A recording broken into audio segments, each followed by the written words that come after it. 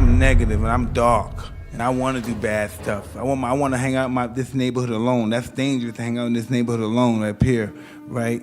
It wants to kill everything. It wants to kill me too. I made the right decision. I made Cuz proud of me. I made myself proud of me. I hate myself. I'm trying to kill myself. I used to hate myself a lot, but I want to change my life. I want to live a different life now. I want to live my sober life. I don't want to die. I haven't took drugs in 6 days. And for me, that's a miracle. I've been lying to everybody else and think I was sober, but I'm not. This is my 6th day. I'm never going to use again. It's off as a fun little thing, and then it turns into an escape, and then all of a sudden you don't remember why you're out there doing stuff. Fear was a big motivator in that for me.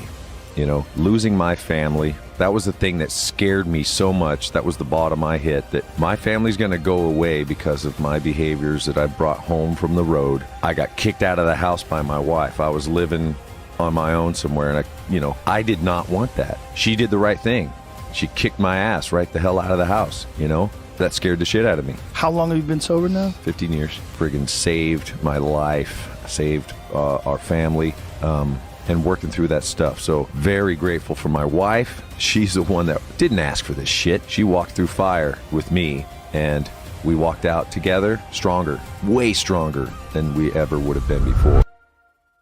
You should watch the hell out, because alcohol is a vicious drug. It's the only drug we know that actually makes people aggressive. So you see a massive effect on crime rates, because half the people who murder someone are drunk. Oh yeah. And half the people who are murdered are drunk. If you really want to get killed, the best thing to do is go drink with a family member. Go to a college football game, and Bud Light will be an active sponsor of the event. We'll have some huge relationship with the school. This is crazy. I mean, it's crazy, right? It's like, this is the drug that is causing so many problems for young people, particularly on campuses. Sure. And the schools are hand in glove with the manufacturers of it. Because it's socially acceptable, because they don't have to worry about repercussions. Because we give it a like, and in a way that they would never have Marlboro. Yeah. Right? That would be, oh my God, people would pick it. In my case, the quickest way of forgetting about the fact that you were being watched was to get very drunk.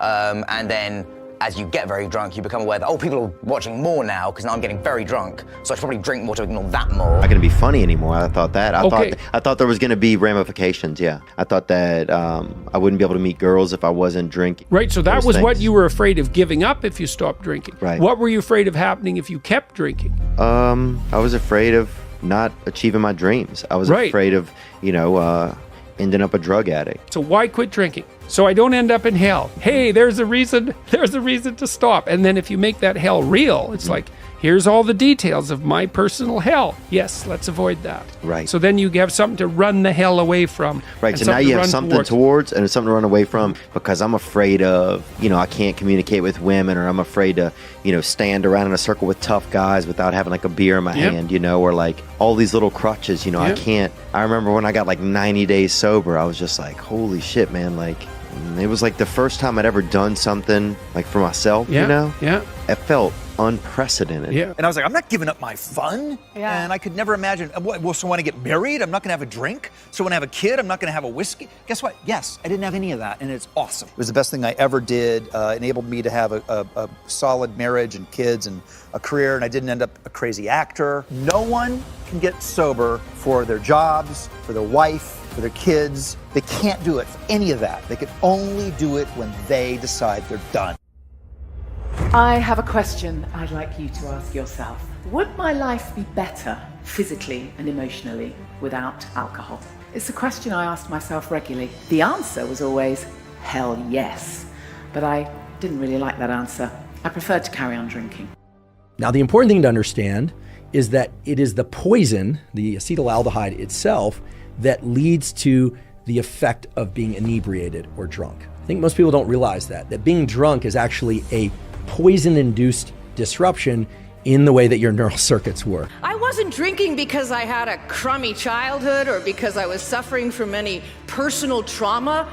I was drinking because I was physically addicted to alcohol. Estimated 23 million Americans struggle with a substance use disorder, and the average American is more likely to die from an overdose than a motor vehicle accident, a mass shooting, and a terrorist attack combined. can't talk to you can't plan for how Right. you're going to feel 2 drinks in because you get drunk and then it just keeps going. And you see, we've been brainwashed into thinking that there are just 2 types of drinkers.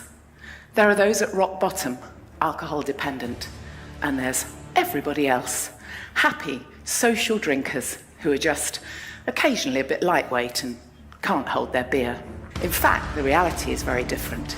It's a spectrum. I would highly recommend you get off the booze elevator before it hits rock bottom. You might say, well, why do people drink too much? It's like, if you like alcohol, that's a stupid question. You know, it's like, okay, so why stop? You do stupid things when you're drunk. You hurt yourself. You compromise your health. It's really hard on the people around you. You tend to turn into a liar, and it screws up your life. Yeah. It's like, yeah, but it's pretty fun. Yeah, well, it is, but you need something better than that. And what's better isn't being straight and not making mistakes. It's like, that's all prohibition in some sense. What's better is, no, you need an adventure, man. You need to get out there and have something to do. Yeah. And something worth waking up for. I recall in high school, the motivational speakers would come to my school and say, don't do drugs. Don't do crack, don't do heroin, don't do cocaine, and don't do meth. I'd say to myself, okay, I heard you loud and clear. I won't do drugs. But absent from those talks was any reference to alcohol.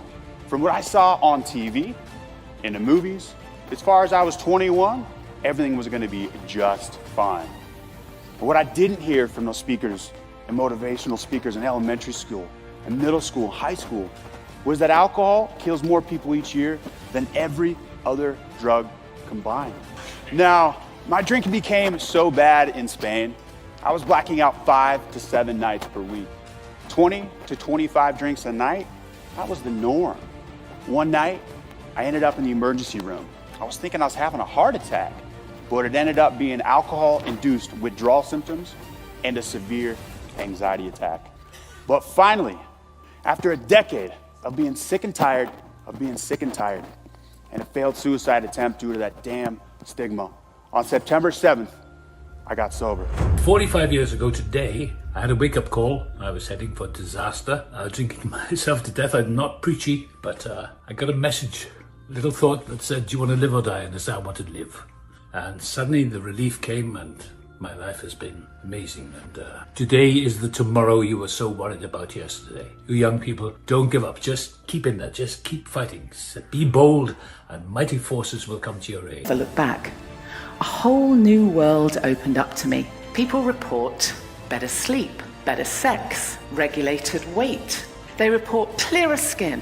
People report that their anxiety dissipates. Many people say they find a sense of purpose. They find that suddenly they can take on new challenges. They can start a new career. They can form a charity. They can write the book they always wanted to write. You stopped drinking. Stop drinking, yeah.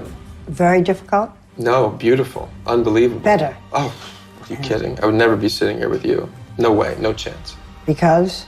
Because I wouldn't have been able to have access to myself or other people, or even been able to take in other people if I hadn't changed my life. No way. And I never would have been able to have relationships that I do. I never would have been able to take care of my father the way I did when he was sick.